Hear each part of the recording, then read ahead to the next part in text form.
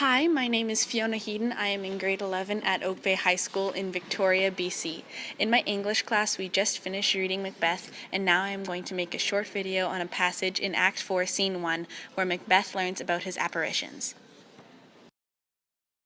My passage shows Macbeth's ambition and his insanity. The main theme of this play is ambition and how it affects certain people. Ambition can empower someone and help that person strive for excellence, but if put in the wrong hands, ambition can lead to destruction and chaos.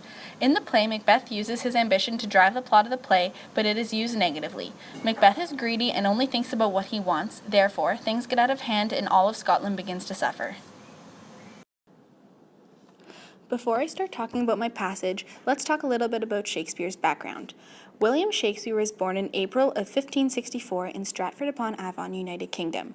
He was married to Anne Hathaway from 1582 to 1616. The Globe Theatre was where Shakespeare's plays were performed most often. On the day a play was being performed, flags would be put up to show the genre of that play. White flags symbolized comedies, black flags were for tragedies, and red flags were for political plays. The flag of the globe was a picture of Atlas holding the earth, and this flag was up at all times. There was a motto on the flag underneath Atlas that said, "All the world is a playhouse." Also, where you sat in this theater represented your status. Peasants, also known as groundlings, sat in the first section of the stage on the dirt or ground. Earthlings would sit on a cushion to see above the peasants.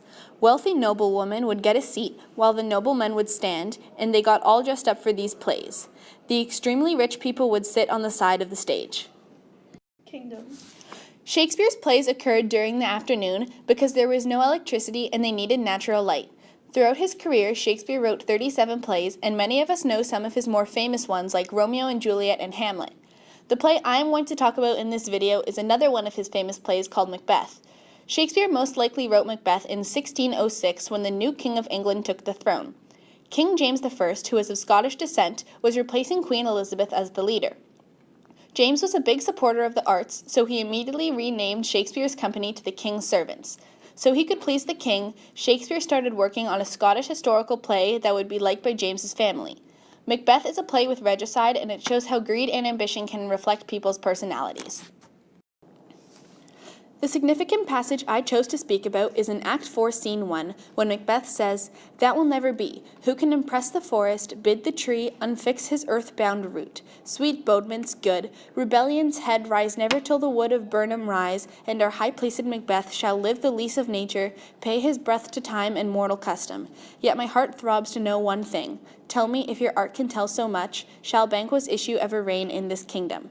I chose this passage because it shows how Macbeth's ambitious nature changes throughout the play, and it represents the theme very well. Over the course of the play, Macbeth's ambition grows. In the very beginning of the play, he is quite passive and is not too keen on murdering the king. However, once his wife convinces him that it will be amazing for his future, how could he resist? Macbeth murders Duncan, who was the king, and once he replaces this role, he is uncontrollable. He is willing to kill anyone and anything that stands in his way of obtaining power. As his success grows, so does his ambitious nature. Near the beginning of the play, 3 witches gave Macbeth and Banquo prophecies about their future, and they are coming true. Fearing that the rest of the witches' prophecies will be correct, that Banquo's sons will be kings, Macbeth decides to murder both him and his son, Fleance. Still feeling threatened, Macbeth murders Macduff's family to send a message of his power to Macduff. When he is saying the quote above, he is in a cavern with a bunch of witches, and he asks them for more prophecies. The 3 witches give him 3 apparitions. An apparition is a ghostly image. The first shows a head with an armored helmet warning him to watch out for the Thane of Fife. The second shows a bloody child telling him that nobody can harm him that was born from a woman. This is when Macbeth starts to get cocky and thinks he is invincible. The third apparition shows a child with a crown on his head and a tree in his hand, telling Macbeth that he will never be defeated until Burnham Wood moves to Dunsinane Hill. Macbeth thinks that his murderers will never come back to threaten him until the forest of Burnham gets up and moves, and that he will be king for his entire life. This quote is significant to the play because it shows how insane Macbeth is by the end of the play. He seriously believes nothing can stop him anymore. The last set of prophecies he received from the witches did not bother him at all, and he did not suspect anything would happen to him. But look at those riddles in the prophecies. They're designed so Macbeth interprets them to mean that he is safe, which obviously affects his decision-making. Now the question we have to ask ourselves is his death fate or is it just manipulation? Well guys, that's it. Hope you like my video. Thank you for watching.